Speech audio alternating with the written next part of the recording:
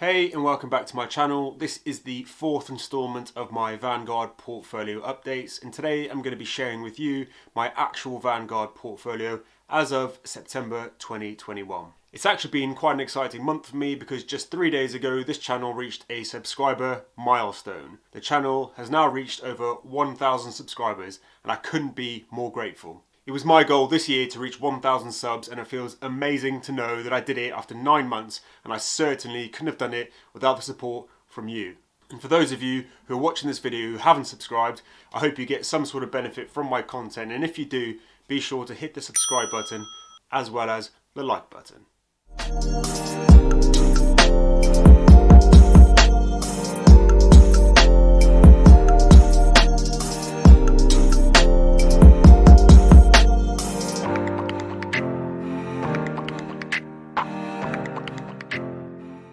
So, speaking of milestones, I'm rather close to another one in my financial journey. As you'll soon see, I'm very close to hitting the 10k portfolio mark, which to me sounds absolutely crazy to say out loud, considering not even 2 years ago I was in a desperate position financially with crippling debt. If there's absolutely anything that you can get from this video, it's that with intentionality you can turn your finances around completely, regardless of how bad it feels right now. You can improve things, and before you know it, you can be somebody who's completely secure, not lying in bed worrying about bills, but instead making financial plans about the money that you know you're going to have set aside in the future.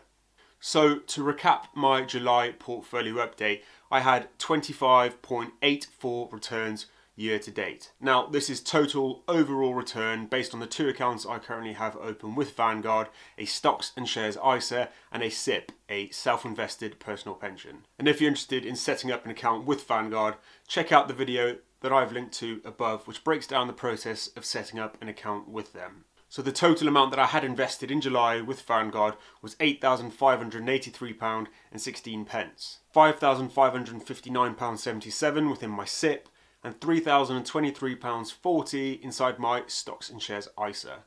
So as usual, I've made no adjustments to my investments since July, and I will continue to invest in the Life Strategy 100. I will soon, however, be adding in the S&P 500 or the VUSA fund with Vanguard in due course, and I'll explain a little bit more as to why later on in this video. My hope is that showing you the reality of this boring way of investing will give you peace of mind that you don't have to time the market with hype stocks to get a great return on your investment. Boring investments work. It's way too easy to get sucked into the hype of cryptocurrency and spending a lot of your time trying to work out the next biggest stock that's going to make you rich overnight. Now, I'm not saying you shouldn't invest a bit of money into that, but it certainly should not be the bulk of what you invest in. The reality is consistency beats timing. Utilizing cost averaging by investing every single month into a fund that suits you will get you great returns over the long run, and it's going to keep you focused on the goal, making you much more likely to achieve financial freedom. So that being said, let's take a look at September's numbers. So as you can see, the total portfolio value is coming very close to 5 digits. That 10,000 mark is a milestone that I didn't think I'd reach so soon, but I'm pretty happy that I should get there by next month. If you've been following my investment journey, you will notice that my ISA is now catching up with my SIP. I previously transferred old small pension pots from other employers into my Vanguard SIP to provide me control of where I'm investing the money, but also so I can keep my fees really low, considering that Vanguard have like the lowest fees around. And this is, you can see this by where it says down here, transfer an account. So there's 5 there, 4 of which are from old sort of small pensions from old employers when I was younger, one of which is my original stocks and shares ISA that I opened with Moneybox. That I wanted to put all into one place with low fees and control in Vanguard. So my overarching financial plan at the moment is to focus on piling as much money as I can into my stocks and shares ISA. This is so that I can have access to it at a younger age than the law currently allows you to access in your SIP.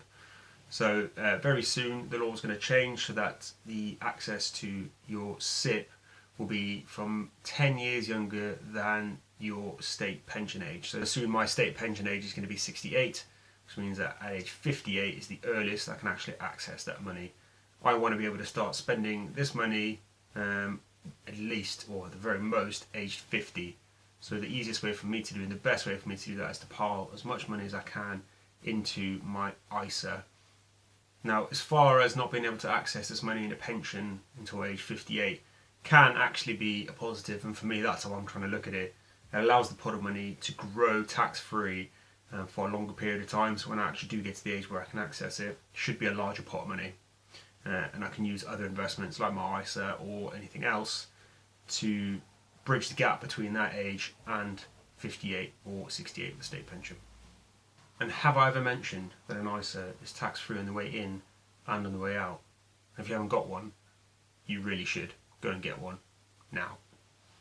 So the total value of the portfolio has increased £904.90. So let's start by taking a look at the SIP. So the value grown in here since July is £410.63.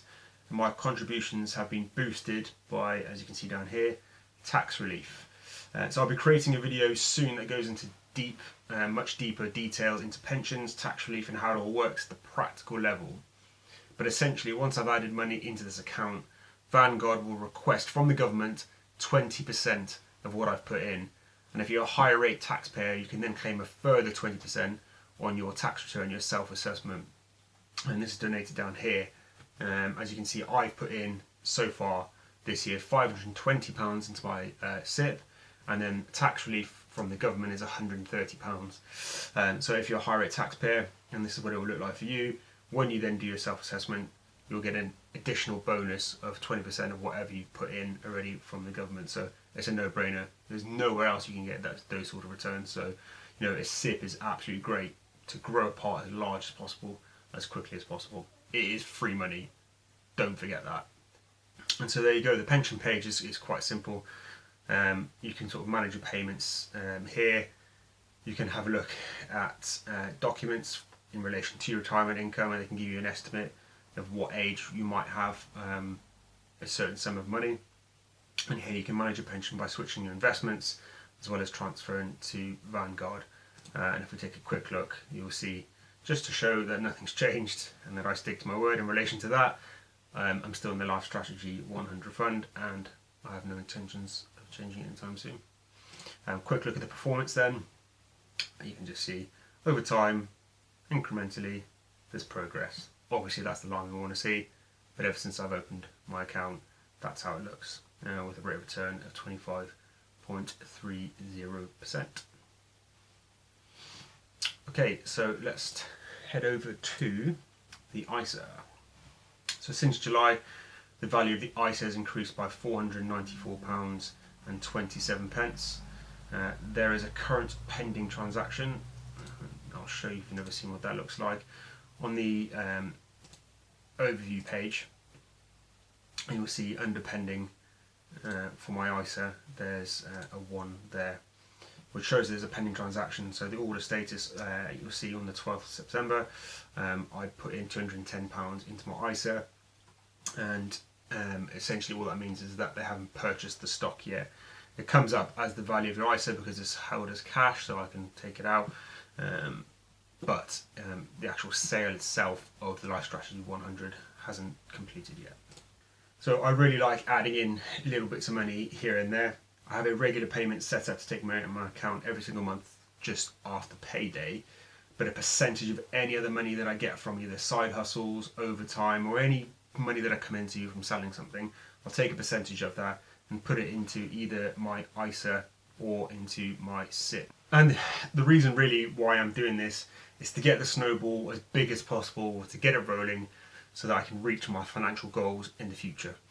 So I didn't start investing until I was 30. Obviously I wished I'd done that when I was 20, but we can't go back in time. But what we can do is make the most of what we have now. So any other money that I come into, rather than buying nice stuff or shoes or clothes or financing a car, instead I'll take a percentage of that money. Yes, I'll still have fun with some of the money that I earn, don't get me wrong, but then I allocate some of that money to put into my ISA or my SIP just to grow my portfolio as quickly as possible. And then it allows me in the future potentially to be a bit more relaxed because the value's gone up enough that that's creating a passive income. So you will see in both accounts that I'm still investing in the Life Strategy 100 fund, and I have no intention to deviate from this anytime soon. So as I mentioned earlier, I'm going to be investing soon into the S&P 500 VUSA fund. My reasoning behind this is that I want to start investing into a separate pot for property. I would like to have money allocated separately into my FU fund or financial freedom fund, whatever you want to call it, and this is money that I can use to grow my wealth further in the future. This I want to keep separate to my next pot. Both my fiance and I are quite interested in the short-term rental property or tiny home market, something that we can stay in as well as rent out on Airbnb and other short-term rental sites. This idea is in its infancy, but I want to get the ball rolling and start setting money aside so that in the future there's a decent sum of money that we can make a decision with. Do you have any plans to get into the property or short-term rental game, or maybe you already have done so? If so, let me know in the comments section below your ideas or your experiences with this. So to summarise my September Vanguard portfolio, my SIP value is increased by £410.63. My ISA value is increased by £494.23, with a total portfolio increase of £904.90. So there you are, another portfolio update in the books. If you have any questions at all about what I'm doing or how to get started, please feel free to leave a comment below or send me a DM on Instagram or TikTok. The links for these are in the description box below. I love getting messages and I love talking to people to get their experiences, but also to share the knowledge that I've gained over the last couple of years. So thanks again for watching. Stay tuned for more videos, and if you haven't already, hit the subscribe button.